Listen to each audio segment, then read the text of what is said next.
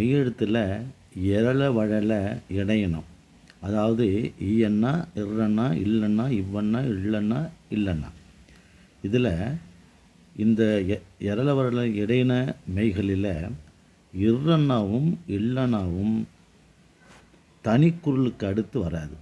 மீதம் உள்ள இப்போ ஈயண்ணா மெய்யின்னு வரும், இல்லைன்னா கல்லுன்னு வரும், இவ்வண்ணா எவ்வளவுன்னு வரும், இல்லைன்னா பள்ளின்னு வரும்.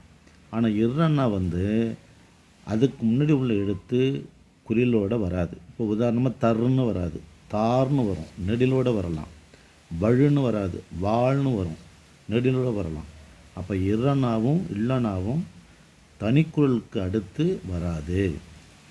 அப்படி தனிக்குறள் முன் வரணும் அப்படின்னா அதில் உகரம் சேர்ந்து வரும். உதாரணமாக இப்போ இரும் ஊவும் சேர்ந்து ரூ வருது இல்லையா, தருன்னு வரும். இல்லும் ஊவும் சேர்ந்து வழுவுன்னு வரும். அது உயிர்மை எழுத்தாக வருமே தவிர இரும் இல் என்ற மெய்யெழுத்தா குறிலுக்கு அடுத்து வராது. குறிலுக்கு அடுத்து வராது.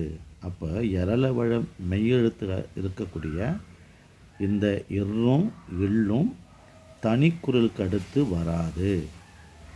அது வர வேண்டுமென்றால் முதல் எழுத்து நெடிலாக இருக்க வேண்டும்.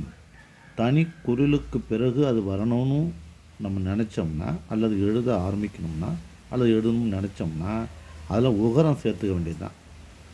இப்போது இருக்கு அடுத்து உகரம் சேர்த்தா ரூ வருது இல்லையா, அப்போ தருன்னு சேர்க்கலாம், அப்போ குரிலோடு வரும். இல்லுக்கு அடுத்து உகரம் சேர்த்தனா ரூன்னு வருது இல்லையா, அப்போது தனிக்குறள் சேர்க்கலாம், வழுன்னு வரும். அப்போ அது பொருள் தரும் என்பதை நீங்கள் தெரிந்து கொள்ள வேண்டும். நன்றி, வணக்கம். இந்த சேனலை சப்ஸ்கிரைப் பண்ணுங்கள். இன்னும் நிறைய இலக்கண துணுக்குகள் உங்களுக்கு கொடுத்து கொண்டே இருப்பேன். நன்றி, வணக்கம்.